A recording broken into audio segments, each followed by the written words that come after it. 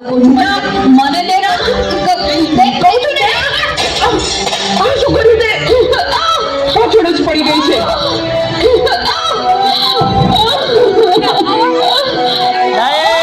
બોલાવતી નહીં હવે મને હે ભગવાન શું કરું મારે આનું કઈ સમજાતું નથી આજે ખરેખર આ સમસ્યા છે મોબાઈલે માતા પિતા પ્રત્યેનો ભાવ સાવ ખલાસ કરી નાખ્યો છે અરે શેઠ સાહેબ તમે અમારા ઘરે તું મને ઓળખે છે?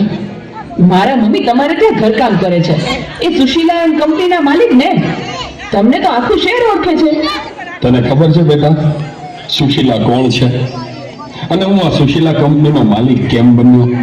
ના તો સાંભળ, અતિશય સાધારણ કુટુંબમાં મારો જન્મ થયો.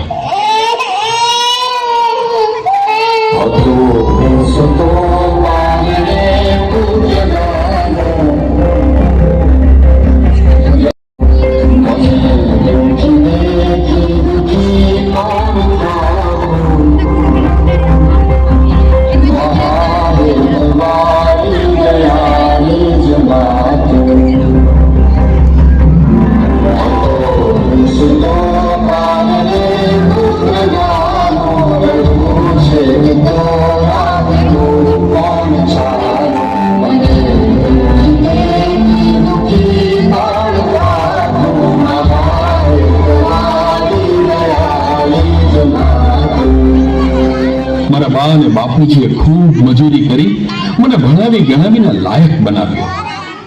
હું ખૂબ પૈસા કમાવા લાગ્યો. લગ્ન પછી જુદો રહેવા લાગ્યો અને મા બાપને ભૂલી ગયો. પણ કુદરતે મને થપાટ મારી. મારી બંને કિડની ફેલ થઈ. મારી પત્નીએ આ વાત સાંભળીને ડિવોર્સ લીધા. પણ મારી માએ જ્યારે આ વાત સાંભળીને ત્યારે ગાંડી ગેલી થઈને દોડતી દોડતી મારી પાસે આવી. દીકરા એમાં શું પૂછાઈ ગયું હું છું ને તારી બા હું જીવું છું ને ત્યાં સુધી તને કઈ નહીં થાય દીકરા અરે ભગવાને મને તારા માટે જ તો આ બે કિડની આપી છે ડોક્ટર સાહેબ તમે મારી આ બે કિડની કાઢી લ્યો પણ મારા દીકરાને કઈ ન થવું જોઈએ સાહેબ કઈ ન થવું જોઈએ મારી મોટું કોઈ નહીં મને ન હોય ઘરનાથને લગતી કોઈ તમારે છે અલ્લાહ આગળ આલિયા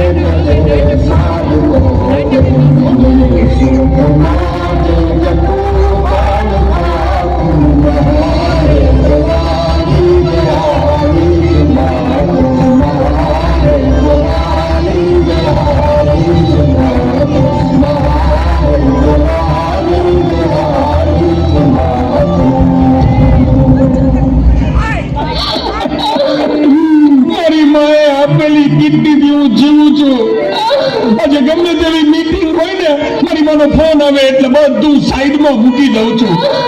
તને ખબર છે તારી મમ્મીએ એનું છેલ્લું ઘરેણું એનું મંગલસૂત્ર ગીવે રાખીને તારા બર્થડે માં આ ફોન આપ્યો છે અને ત્યાં ફોન માટે